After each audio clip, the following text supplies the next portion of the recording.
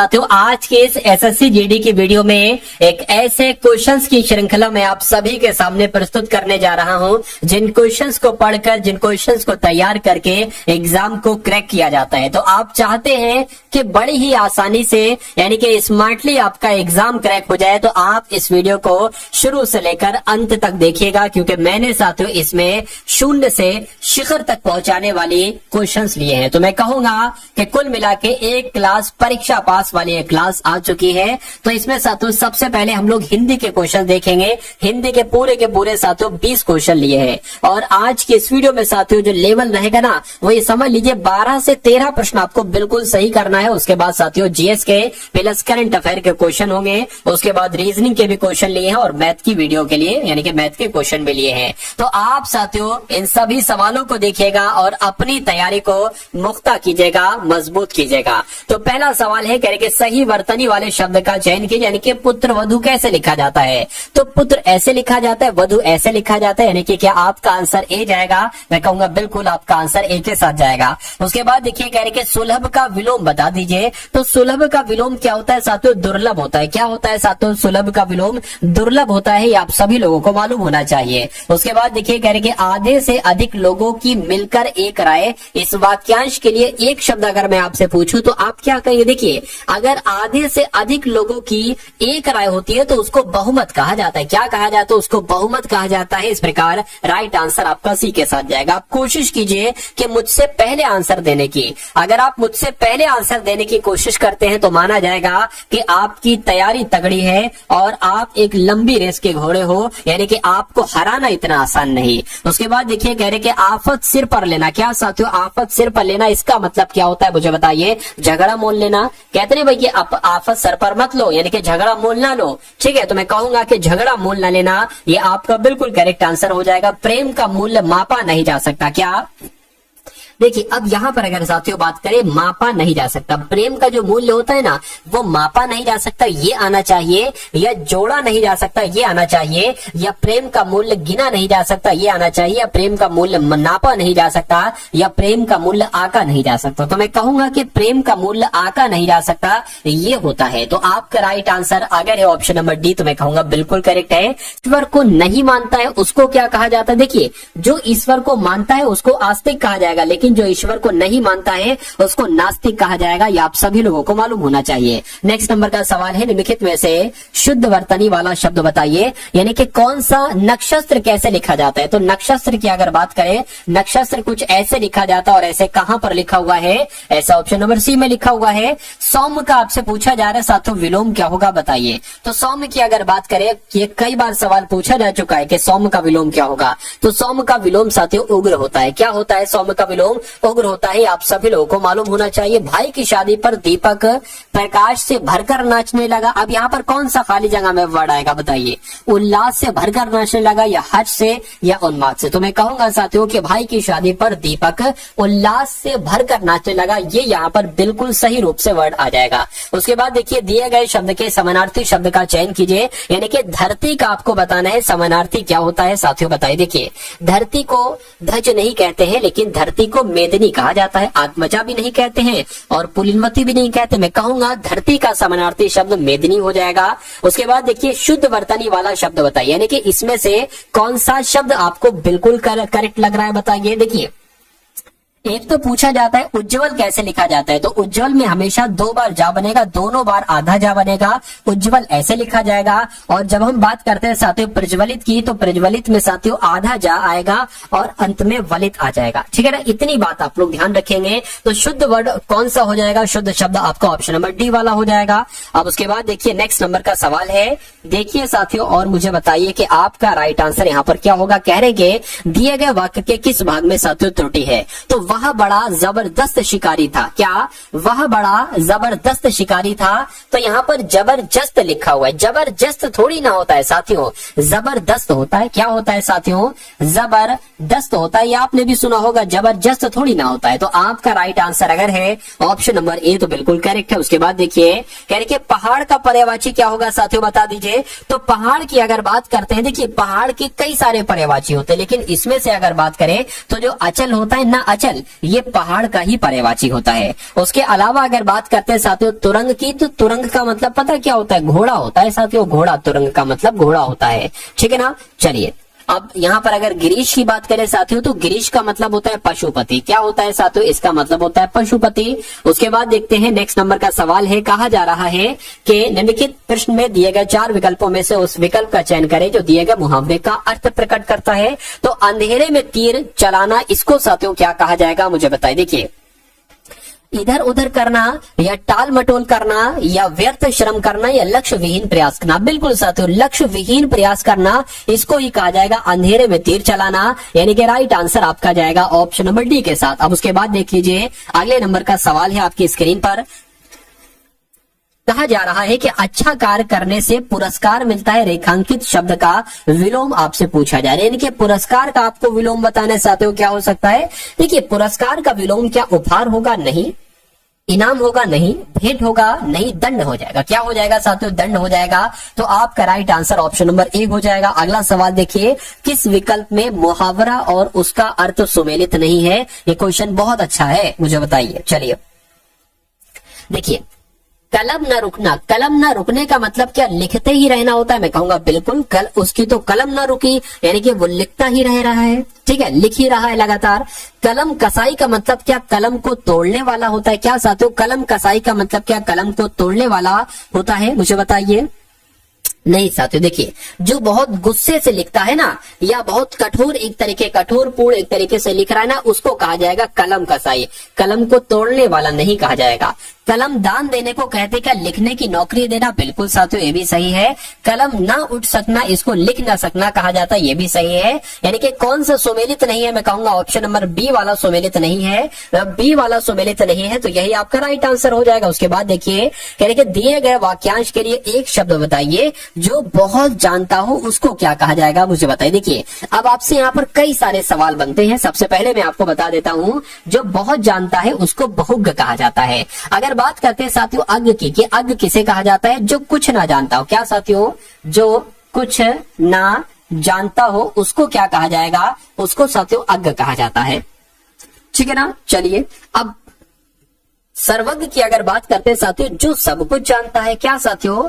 जो सब कुछ जानता है। क्या? जो सब कुछ जानता हो उसको क्या सर्वज्ञ कहा जाएगा? मैं कहूंगा बिल्कुल, उसको सर्वज्ञ ही कहा जाएगा। उसके बाद विज्ञ की अगर बात करते हैं, जिसकी जानकारी बहुत अधिक हो उसको विज्ञ कहा जाएगा। देखिए, इन तीनों वर्ड्स में कहीं ना कहीं आपको एक से लग रहे होंगे कि जो सब कुछ जानता है, या जो बहुत जानता है, या जिसकी जानकारी बहुत अधिक होती, इसमें थोड़ा रत्ती भर का चेंज है, ठीक है ना। तो मैं कहूंगा साथियों आपका right answer option number D हो जाएगा। अगला सवाल है, कह रहे कमल का समानार्थी मुझे बता दीजिए। तो कमल का समानार्थी साथियों मुझे बताइए क्या होता है? चलिए देखिए, यहां पर अगर पयोद की बात करें ना, तो पयोद का मतलब होता है बादल। क्या? बादल होता है। और बादल को ही क्या कहा जाता है? बादल को ही मेघ कहा जाता है। इतनी बात आप लोग ध्यान रखेंगे। उसके अलावा पयोधी की अगर हम बात करते हैं, तो पयोधी का मतलब होता है सागर। क्या मतलब होता है साथियों? सागर होता है, ठीक है ना। अब पयोधर की अगर बात करें साथियों, इसको तालाब भी कहा जाता है। क्या? इसको तालाब भी कहा जाता है। लेकिन जब हम बात करते हैं कमल की, तो पयोज का मतलब क्या हो जाएगा साथियों? कमल हो जाएगा। ये बात आप सभी लोगों को याद रखना है। देखिए,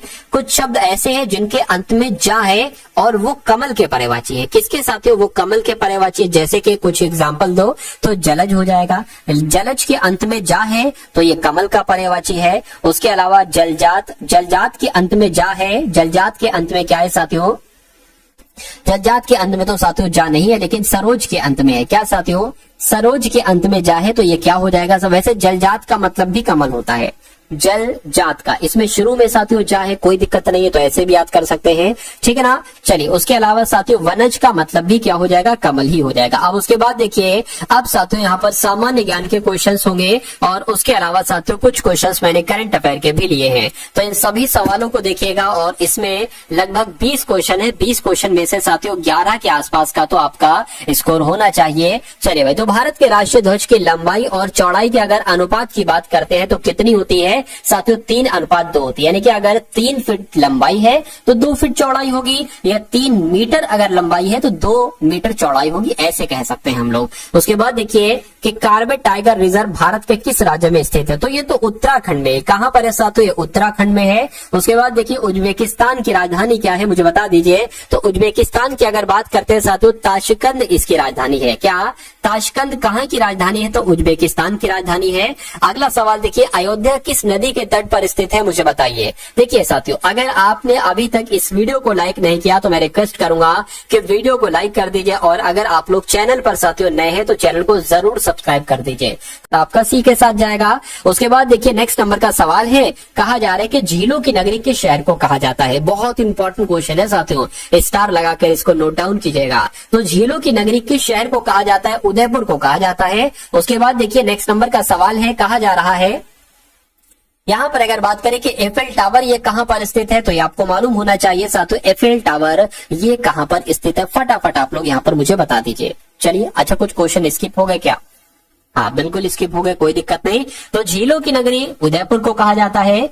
किस शहर को पूर्व का प्रवेश द्वार कहा जाता है, अगर आपसे पूछे तो सिंगापुर आपको बता देना। क्या सिंगापुर साथियों आपको बतला देना है। अगला सवाल है, माउंट एवरेस्ट कहां पर स्थित है, तो अगर आपका जवाब नेपाल है तो मैं कहूंगा आपका जवाब तो बिल्कुल करेक्ट है, यानी कि माउंट एवरेस्ट ये नेपाल में ही स्थित है। अगर आपसे पूछा जाए कि एफिल टावर ये कहां पर स्थित है, तो आपको बताना है साथियों फ्रांस की राजधानी पेरिस में ही एफिल टावर स्थित है। उसके बाद देखिए करके भारतीय चमड़ा अनुसंधान संस्थान कहां पर स्थित है, तो ये कहां पर है साथियों, चेन्नई में। क्या भारतीय चमड़ा अनुसंधान संस्थान कहां पर स्थित है, चेन्नई में स्थित है। नेक्स्ट नंबर का सवाल है, कहने के आत्मकथा अनब्रेकेबल, क्या साथियों अनब्रेकेबल भारत के निम्नलिखित में से किस खिलाड़ी के द्वारा लिखी गई है, तो ये तो साथियों मैरी कॉम के द्वारा लिखी गई। ये क्वेश्चन बहुत इंपॉर्टेंट है, आपके एग्जाम में आएगा, ठीक है ना। तो अनब्रेकेबल भारत के किस खिलाड़ी के द्वारा लिखी गई है, मैरी कॉम के द्वारा लिखी गई है। 23 मार्च को किसके शहीद होने की याद में शहीद दिवस मनाया जाता है, तो मैं कहूंगा कि भगत सिंह, राजगुरु और सुखदेव सिंह इस सवाल का बिल्कुल सही जवाब हो जाएगा। यानी कि जो 23 मार्च को शहीद दिवस मनाया जाता है, ये भगत सिंह, राजगुरु और सुखदेव सिंह की शहीदी दिवस मनाया जाता है, क्योंकि इन तीनों महान पुरुषों को एक साथ एक ही दिन पर फांसी की सजा दी गई थी। उसके बाद देखिए कह रहे कि राष्ट्रीय हथकरघा दिवस कब मनाया जाता है, तो ये राष्ट्रीय हथकरघा दिवस साथियों 7 अगस्त को मनाया जाता है, ये आप सभी लोग याद रखेंगे। उसके बाद देखिए कह रहे कि भारत सरकार ने इनमें से किस तिथि को सुभाष चंद्र बोस की जयंती को पराक्रम दिवस के रूप में मनाने का निर्णय किया था। यानी कि अगर आपसे ये पूछा जाए कि पराक्रम दिवस कब मनाया जाता है, तो आपको 23 जनवरी बताना है। क्या बताना है साथियों, 23 जनवरी बताना है। उसके बाद देखिए भारत में प्रकाशित पहला समाचार पत्र इनमें से कौन सा है, फटाफट साथियों आप लोग बता दीजिए। चलिए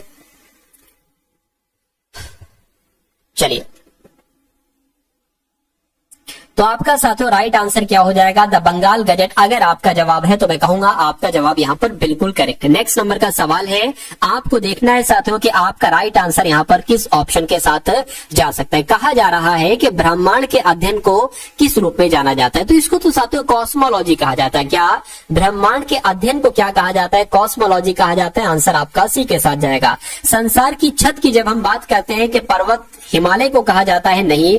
रॉकी पर्वत को क्या संसार की छत कहा जाता है, नहीं। मैक्सिको पर्वत को क्या संसार की छत कहा जाता है, मैं कहूंगा नहीं। पामीर के पठार को, क्या साथियों पामीर के पठार की अगर बात करते हैं साथियों, पामीर के पठार को ही क्या कहा जाता है, संसार की छत कहा जाता है। ये क्वेश्चन बहुत इंपॉर्टेंट है, मैंने पढ़ाया, आपने देखा, आपने सुना, आपके मनोमस्तिष्क में ये क्वेश्चन स्टोर हो गया। क्या हो गया साथियों, स्टोर हो गया। यानी कि अब ये अगर एग्जाम में आपको देखने को मिलेगा तो मेरा मानना है कि फिर आपको कोई दिक्कत, कोई परेशानी महसूस नहीं होगी। बड़े ही आराम से इन सभी सवालों के जवाब साथियों आप देते जाओगे और अपने एग्जाम को क्रैक कर लोगे। उसके बाद देखिए कह रहे कि मूल संविधान में कितनी अनुसूचियां थी। अगर अभी की बात करते हैं तो अभी तो साथियों 12 अनुसूचियां हैं, लेकिन मूल संविधान की बात करें तो 8 अनुसूचियां थी। उसके बाद देखिए हाल ही में भारत ने किस देश को 1400 किलोग्राम कैंसर रोधी दवाएं भेजी हैं, तो यहाँ पर अगर बात करते हैं साथियों भारत ने सीरिया देश को 1400 किलोग्राम कैंसर रोधी दवाएं भेजी हैं। आंसर आपका सी के साथ जाएगा। हाल ही में कौन दक्षिण कोरिया में संयुक्त राष्ट्र कमांड का 18वां सदस्य बना है, तो अगर जर्मनी की बात करते हैं तो साथियों जर्मनी आपका राइट आंसर हो जाएगा। उसके बाद देखिए करके कौन यस बैंक में रिटेल हेड के रूप में शामिल हुए हैं, तो किन की बात चल रही है, मैं कहूंगा सुमित बाली की बात चल रही है। सुमित बाली ही अभी हाल फिलहाल में यस बैंक में ही रिटेल हेड के रूप में साथियों शामिल हुए हैं, जिनका भी आंसर ऑप्शन नंबर बी के साथ है। मैं कहूंगा आंसर आपका बिल्कुल करेक्ट भाई, बहुत बढ़िया, वेरी गुड क्लास। अब उसके बाद देखिए साथियों यहां पर अगर बात करें तो अब साथियों आपके सामने रीजनिंग यहां पर शुरू हो चुकी है। रीजनिंग में साथियों क्या कहा गया है, ठीक है, अगर बात करें कि दी गई शीट को मोड़कर एक घन बनाया गया, तो यहाँ पर शीट ही नहीं दी गई है, यानी कि ये क्वेश्चन की बात करें ये अधूरा क्वेश्चन है, इसलिए इसको हमको स्किप कर देना होगा। उसके बाद देखिए कह रहे हैं कि दिए गए विकल्पों में से उस अक्षर समूह का चयन कीजिए जो निम्नलिखित श्रृंखला में प्रश्नवाचक चिन्ह के स्थान पर आएगा।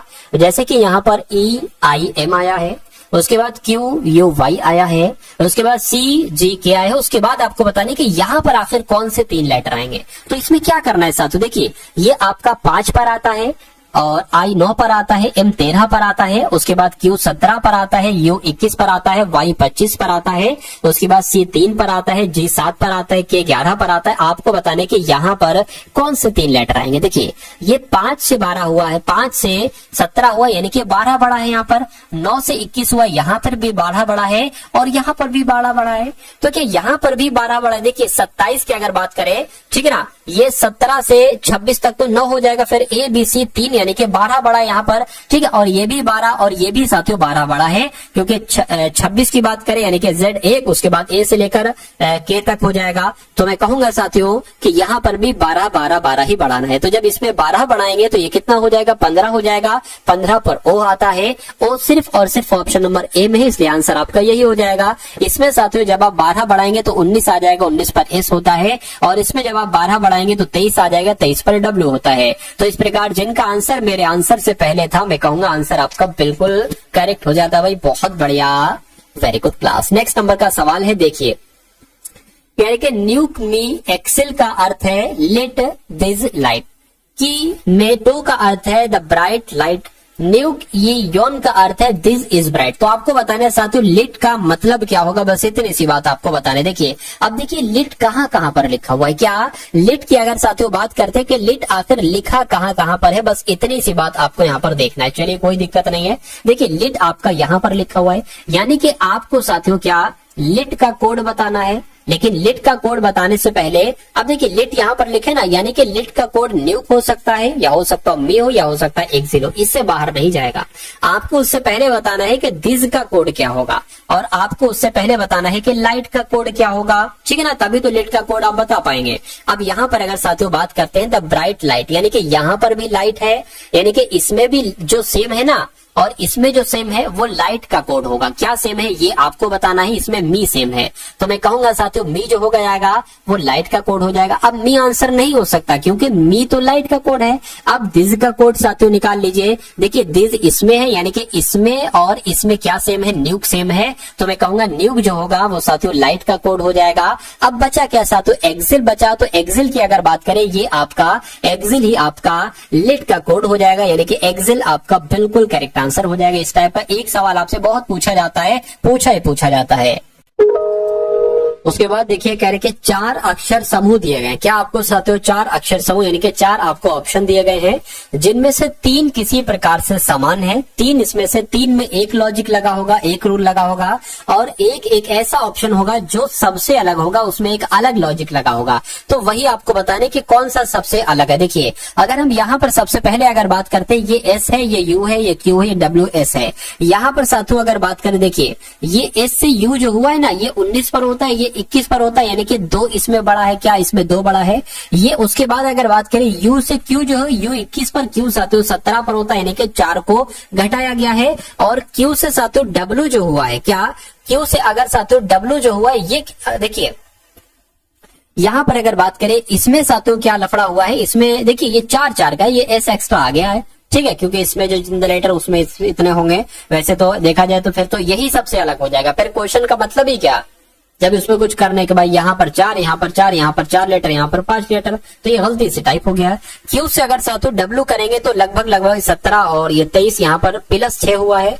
तो अब इसमें देखिए एन से पी हुआ है, क्या हुआ है, एन से यहाँ पर पी हुआ है तो 2 बड़ा है, और पी से एल हुआ है तो कितना बड़ा है साथियों, पी से यानी कि तो घटा है, 4 घटा है, और एल यानी कि 12 से 18 हुआ है तो 6 प्लस, यानी कि जो इसमें लॉजिक लगा है वही लॉजिक आपका इसमें लगा हुआ है। इसमें देखिए y से a हुआ है, अब यहाँ पर देखिए घटाया गया है, बढ़ाया नहीं गया है, ठीक है, अच्छा नहीं सॉरी बढ़ाया गया, y से z, सॉरी y से z और z से a, यहाँ पर साथियों 2 बढ़ाया गया है, a से w हुआ है या अब घटाया गया है या बढ़ाया गया, अब यहाँ पर मुझे बताइए।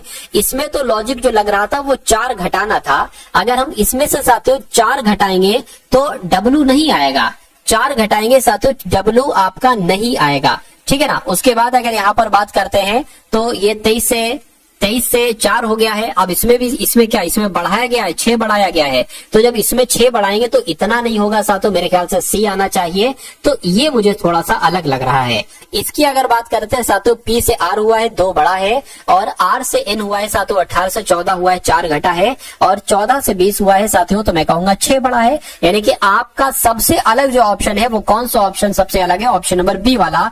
अब यहाँ पर एक नंबर सीरीज वाला क्वेश्चन है, और इस नंबर सीरीज वाले क्वेश्चन को आपको करना है, कैसे हो सकता है, देखिए 1 लिखा हुआ है, उसके बाद 8 लिखा है, उसके बाद 81 है, और उसके बाद आपको बताने कि यहाँ पर कौन सा नंबर आएगा, और उसके बाद 15,625 ही आना चाहिए।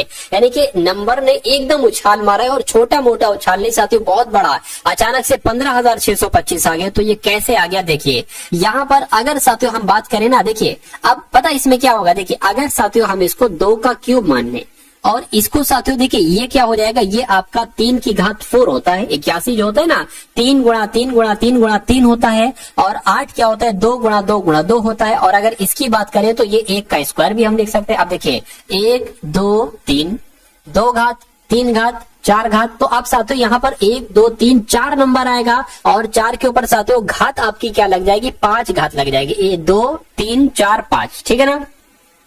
तो मैं कहूंगा साथियों यहाँ पर फिर क्या आ जाना चाहिए, यहाँ पर अगला नंबर 5 आ जाना चाहिए, और घात क्या लग जाना चाहिए, 6 लग जाना चाहिए। यानी कि 5 की घात 6 का मतलब ये है साथियों 5 गुणा 5 गुणा 5, क्या फिर से साथियों 5 गुणा 5 गुणा 5, तो साथियों ये क्या बराबर 15,625 होता है। तो साथियों बिल्कुल देख लीजिए एक बार, 25 गुणा 25 गुणा 25 कितना होता है, 15,625 ही होता है, ठीक है ना। यानी कि 25 का क्यूब क्या होता है, 15,625 होता है। तो मैं कहूंगा कि यहाँ पर साथियों क्या आएगा, 4 गुणा 4 गुणा 4 गुणा 4 और गुणा 4, 4 चौक 16, ठीक है ना, और 16 चौक कितने हो जाएंगे, 64 हो जाएंगे। यानी कि 64 की गुणा आपको क्या कराना है साथियों, 1 सेकेंड, सॉरी,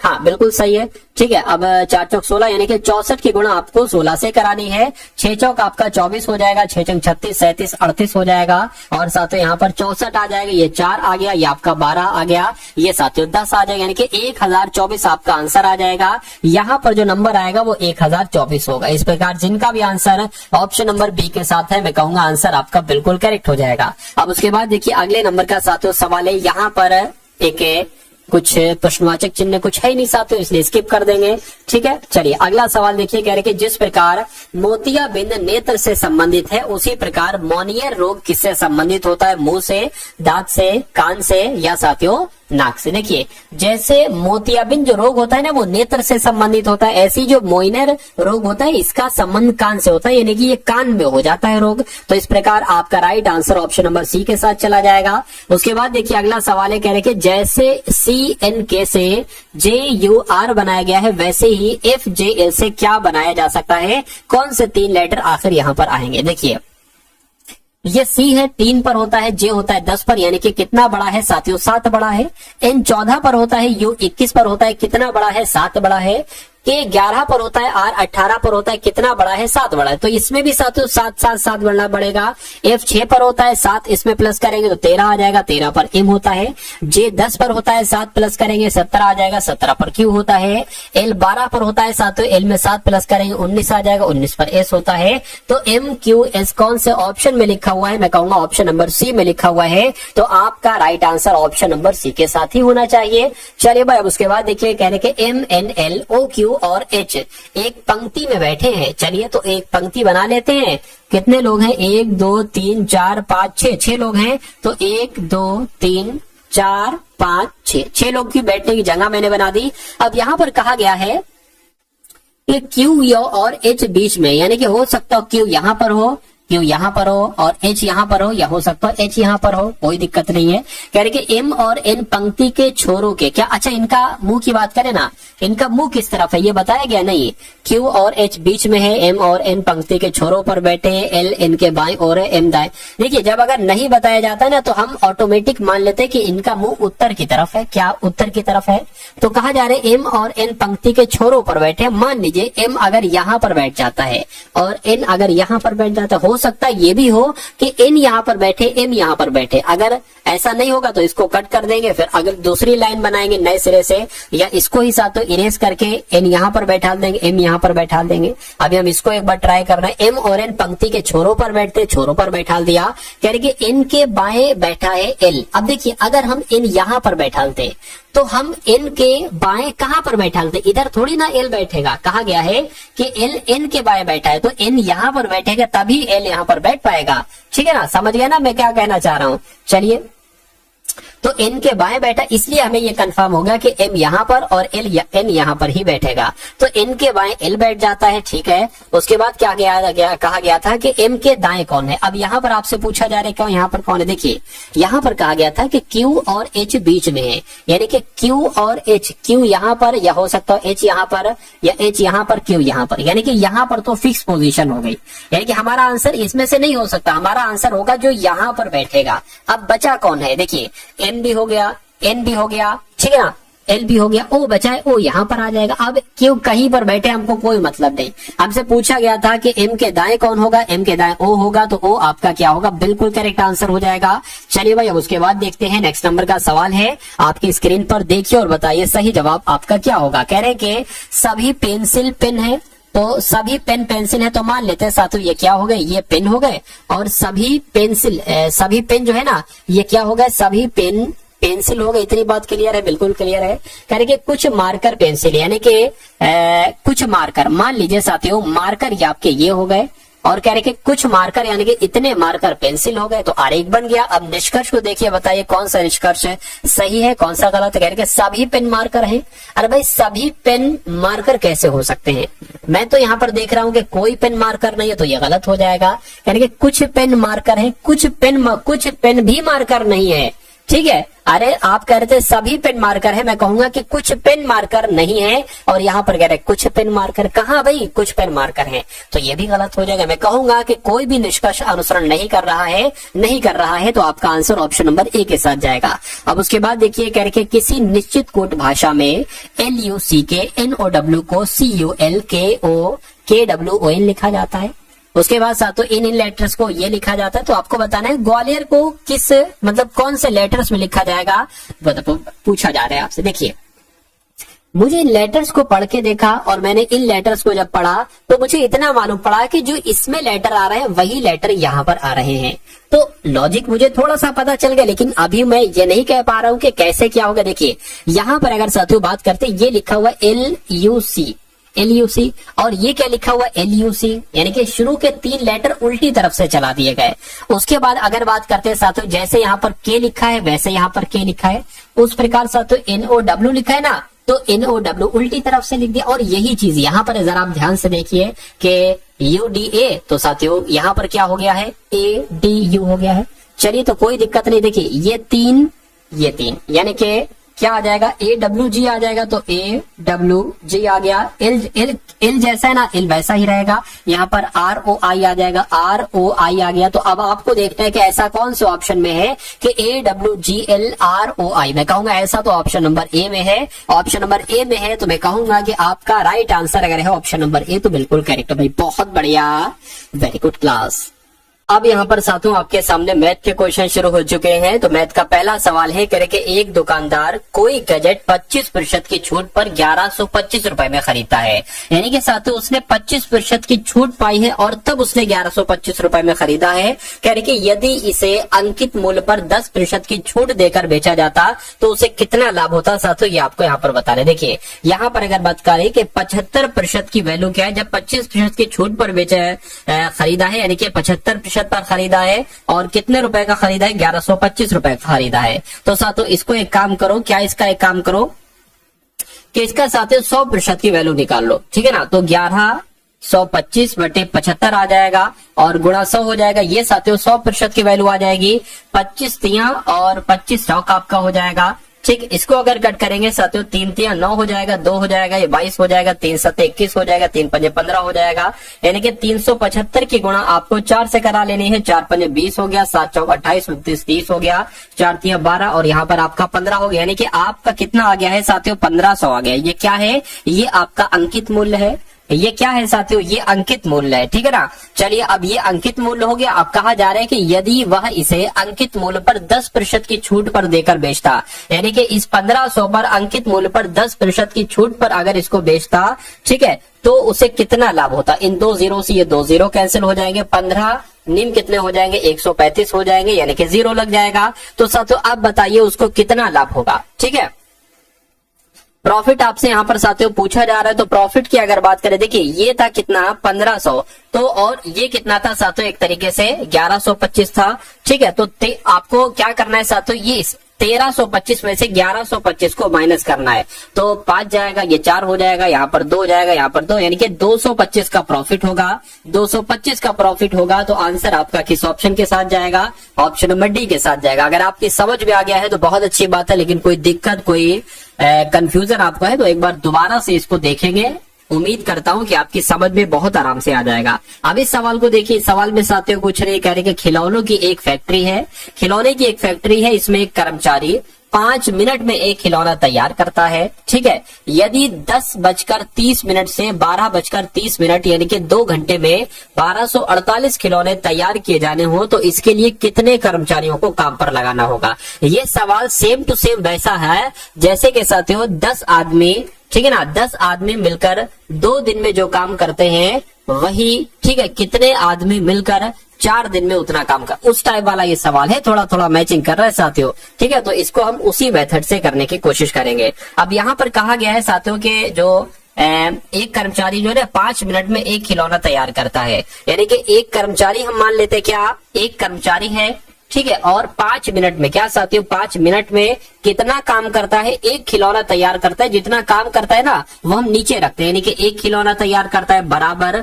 उसके बाद कह रहे कि अगर 10:30 से 12:30 यानी कि लगभग 120 मिनट होंगे, 2 घंटे 120 मिनट होंगे। यानी कि देखिए एक ये कर्मचारी है और ये मिनट है, ठीक है, ये कर्मचारी है तो ये मिनट है। क्या कहा जा रहा है, कह रहे कि अगर 120 मिनट, क्या साथियों 120 मिनट में 1248 खिलौने तैयार किए जाने हो। अब यहाँ पर एक खिलौना था लेकिन यहाँ पर 1248 खिलौने हैं तो ये नीचे आ जाएगा। तो कह रहे कि उसके लिए कितने कर्मचारियों की आवश्यकता होगी। कर्मचारियों के लिए हम मान लीजिए के लिख देते हैं। तो आपको के का मान निकालना है, बाकी साथियों सब आपको सॉल्व करना है। देखो इससे अगर साथियों सॉल्व करें 12 एकम 12 0 लग गया, 12 एकम 12, 12 चौक 48 हो गया, ठीक है ना। अब यहाँ पर अगर साथियों बात करें, एक काम करें, ये 5 एकम 5 हो जाएगा, ये 104 की गुणा इससे हो जाएगी और नीचे आपका क्या आ जाएगा 10 आ जाएगा, बराबर के हो जाएगा। 5 एकम 5, 5 दूना 10 हो जाएगा, 2 पंजे और 2 दूना, यानी कि के बराबर कितना आया साथियों 52 आया। मैं कहूंगा 52 कर्मचारियों की जरूरत होगी।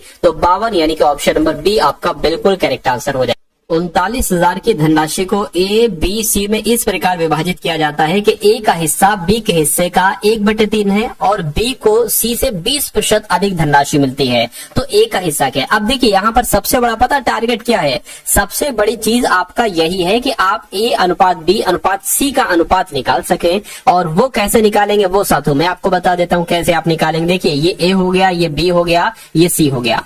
क्या कहा जा रहा है यहाँ पर, ए और बी तो हमें पता है 1 और 3 है, ठीक है, लेकिन बी सी को 20%, बी जो है ना बी को सी से 30% अधिक धनराशि मिलती है। तो बी को सी से 20% अधिक धनराशि मिलती है। मान लीजिए अगर सी को 100 मिलती है तो बी को 120 मिलेगी। सिंपल सी बात है, जो कहा गया वो हमने कर दिया। अब यहाँ पर क्या कहा गया है साथियों, ए का हिस्सा बी का, ए का हिस्सा बी के हिस्से का 1/3 है, यानी कि बी अगर 3 है तो ए साथियों 1 होगा। यानी कि बी अगर 3 गुना है तो ए क्या होगा, 1 गुना होगा। तो अगर हम ए को 40 माने और तो यही इन दोनों का रेशियो क्या बन जाएगा साथियों, 40 का और 120 का। देखिए 0 से 0 और 4 एकम 4, 4 3 12, वही रेशियो तो बन गया 1:3 का रेशियो। ठीक है, तो अब 0 0 अगर सबका हटा दिया जाए और 2 से कट कर दिया जाए, 2 दूना 4, 2 छंग 12, 2 पंजे 10, तो साथियों जो हमें चाहिए था वो हमको मिल चुका है। अब ए का हिस्सा कहा जा रहा है ना, ए का हिस्सा 2 है। कैसे 2 है, देखिए 39,000 आ गया, ये 39,000 आ गया और यहाँ पर ए का हिस्सा निकालना है तो साथियों 2 है, बटे में इन सबका योग आ जाएगा। ये 5 और 6 11, 12 13 हो जाएगा। 13 के हम 13, 13 3 39 हो जाएगा। 0 0 0 लग गया, 2 3 6 हो जाएगा, यानी कि 6,000 निकल आएगा ए का हिस्सा। अगर आपसे बी का पूछा जाता तो आप 2 की जगह पर बी लिखते, अगर आपसे सी का पूछा जाता तो आप 2 की जगह पर 5 लिखते। अम्ल और जल के 2 विलयन ए और बी में अम्ल और जल के अनुपात क्रमशः 7:9 और 5:3 है। उसके बाद कह रहे हैं कि ए और बी को x/y, क्या साथियों यहाँ पर अगर बात करें,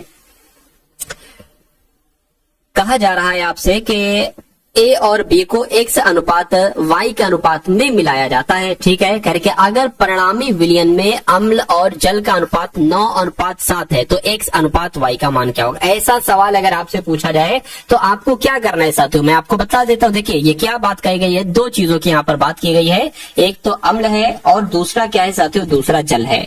ठीक है ना। अब यहाँ पर साथियों ये मान लीजिए x हो जाएगा और ये आपका क्या हो गया, ये आपका साथियों y हो गया। ठीक, अब यहाँ पर अगर साथियों बात करते हैं, ए बी भी है, बिल्कुल ए बी भी है, तो ये ए और बी हो जाएगा।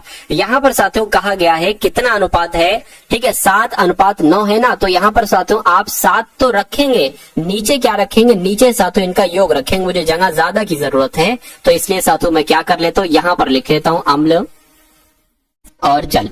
अम्ल और जल आपका ये हो गया, x हो गया और साथियों y हो गया, ये आपका a हो गया, ये साथियों b हो गया। अब देखिए 7:9 कह रहे हैं ना, तो 7 तो यहाँ पर रखेंगे लेकिन नीचे इन दोनों का योग रखेंगे, कितना हो जाएगा 16 हो जाएगा। उसी प्रकार यहाँ पर 5 तो रखेंगे, नीचे तीनों का योग रखेंगे यानी कि 8 रखेंगे और यहाँ पर क्या रखेंगे साथियों 9:7 यहाँ पर रखेंगे। 9 तो रखेंगे लेकिन नीचे दोनों का योग रखेंगे, कितना हो जाएगा साथियों 16 हो जाएगा। अब डिफरेंस निकाल लीजिए, इसका डिफरेंस यहाँ पर आ जाएगा। तो जब साथियों यहाँ पर अगर बात करते हैं 7 या 9/16 में से 7/16 घटेगा तो कितना आएगा, मैं आपको बता देता हूँ। 9/16 में से जब 7/16 घटाया जाएगा तो नीचे तो 16 आ जाएगा, ऊपर साथियों 2 आ जाएगा, यानी कि 2/16 यहाँ पर आ जाएगा। तो 2/16 आपका यहाँ पर आ गया और जब साथियों इसको इसमें से घटाया जाएगा तो कितना आएगा मुझे बताइए। देखिए इसको साथियों मैं आपको क्लियर कर देता हूँ कितना आएगा। देखिए जरा यहाँ पर अगर बात करते हैं साथियों 9/16 आपका है, ठीक है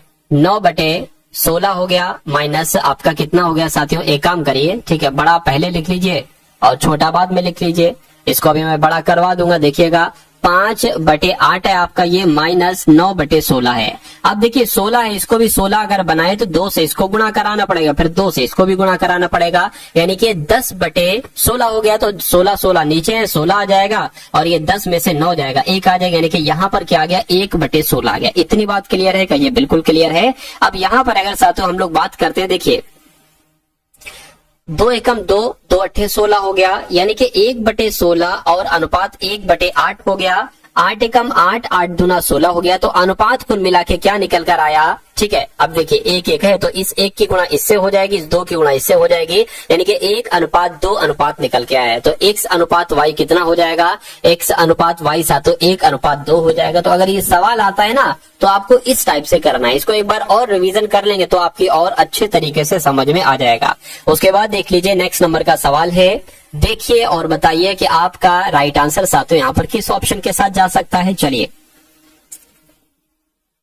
क्या कहा गया है, कह रहे कि यदि एक बेलन और एक शंकु की आधार की त्रिज्याएं 1:2 के अनुपात में, उनकी ऊंचाइयां 2:1 के अनुपात में, तो बेलन और शंकु के आयतनों का अनुपात क्या होगा। इतनी सी बात साथियों आपसे यहाँ पर पूछी जा रही है। देखिए अगर यहाँ पर हम लोग बात करें क्या, बेलन का आयतन, आपसे 2 चीजें पूछी जा रही है कि एक तो साथियों बेलन का आयतन आपसे पूछा जा रहा है और क्या आपसे पूछा जा रहा है, और आपसे पूछा जा रहा है साथियों शंकु का आयतन, शंकु का आयतन पूछा जा रहा है। तो बेलन के आयतन की अगर बात करें साथियों पाई आर स्क्वायर एच होता है और शंकु का आयतन 1/3 पाई आर स्क्वायर एच होता है। अब यहाँ पर कट क्या क्या रहा है ये जरा देखिए, ये कट रहा है, ये कट रहा है, ठीक है। अब यहाँ पर अगर बात करें साथियों देखिए आर, ये बेलन का आयतन पहले वाला होगा, यानी कि एक क्या हो जाएगा, आर हो जाएगा, ठीक।